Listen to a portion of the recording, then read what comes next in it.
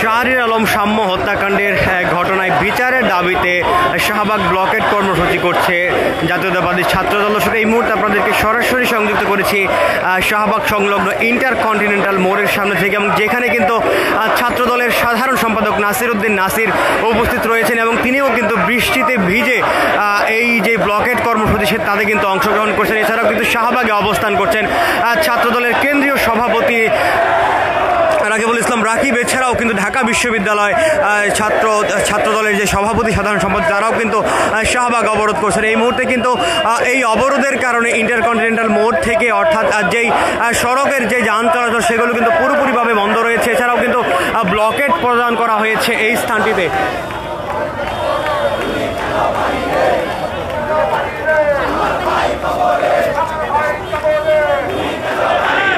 সকাল থেকে কিন্তু ঢাকায় বৃষ্টি পড়ছে, এবং এই বৃষ্টির মাঝেও কিন্তু জাতীয়তাবাদী ছাত্রদলের এই যে অবরোধ কর্মসূচি শাহবাগ অবরোধ কর্মসূচি সেটি কিন্তু চলমান রয়েছে, যার কারণে কিন্তু এই শাহবাগ সংলগ্ন যেই সড়কগুলো রয়েছে তাতে কিন্তু তীব্র যানজট সৃষ্টি হয়েছে। এবং ইন্টারকন্টিনেন্টাল মোড় থেকে যে প্রধান উপদেষ্টার বাসভবন যমুনা অভিমুখের সড়কটি সেগুলোতে কিন্তু আইন শৃঙ্খলা রক্ষাকারী বাহিনীর সদস্যদের সতর্ক অবস্থান লক্ষ্য করা যাচ্ছে, এবং সেই সড়কগুলোতে কিন্তু পুলিশ এই মুহূর্তে ব্যারিকেড প্রদান করছে, এবং কিছুক্ষণ আগেও কিন্তু ব্যারিকেড ছিল সেই স্থানগুলোতে। সেই ব্যারিকেড প্রদান করে কিন্তু নিরাপত্তা রক্ষার্থে আইন শৃঙ্খলা রক্ষাকারী বাহিনীর সদস্যরা সতর্ক অবস্থান নিয়েছেন।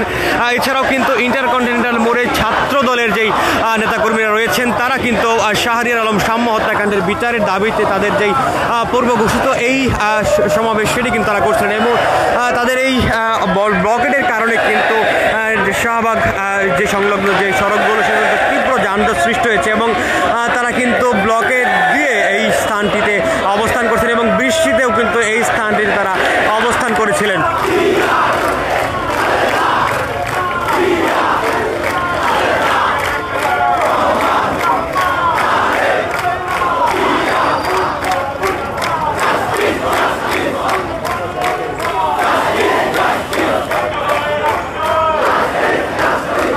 গতকাল এক বিজ্ঞপ্তিতে যেমনটি জানিয়েছিলেন ছাত্রদলের নেতৃবৃন্দরা, অর্থাৎ সভাপতি এবং সাধারণ সম্পাদকের যেই কর্মসূচি ঘোষণা করেছিলেন সেই কর্মসূচির কিন্তু একটি প্রেস বিজ্ঞপ্তি গতকাল প্রকাশ করা হয়েছে। তাতে বলা হয়েছিল স্যার এফ রহমান হল শাখা ছাত্রদলের সাহিত্য এবং প্রকাশনা সম্পাদক শাহরিয়ার আলম সাম্যকে নির্মম হত্যাকাণ্ডের শিকার হতে হয়েছিল কারণটি হিসাবে তারা উল্লেখ করছিলেন উক্ত হত্যা মামলার তদন্ত গাফিলতির যে প্রতিবাদে কিন্তু তাদের এবং হত্যাকাণ্ডে জড়িত মূল আসামি এবং ঘাতক সহ সব আসামিকে গ্রেফতার এবং সুষ্ঠু বিচার দৃষ্টান্তমূলক শাস্তি দাবি নিশ্চিত করা এবং নিরাপদ ক্যাম্পাসের দাবিতে ছাত্রদলের এই কর্মসূচি, এবং এতে কিন্তু ছাত্রদলের কেন্দ্রীয় নেতৃবৃন্দরা উপস্থিত রয়েছেন, এবং যেই ইন্টারকন্টিনেন্টাল মোড় রয়েছে এখানে কিন্তু ছাত্রদলের সাধারণ সম্পাদক নাসির উদ্দিন নাসির যেমন রয়েছেন, এছাড়াও কিন্তু শাহবাগ মোড়ে অবস্থান করছেন ছাত্রদলের সভাপতি রাকিবুল ইসলাম রাকিব, এছাড়াও ঢাকা বিশ্ববিদ্যালয় ছাত্রদলের সভাপতি, এছাড়াও সাধারণ সম্পাদক, এছাড়াও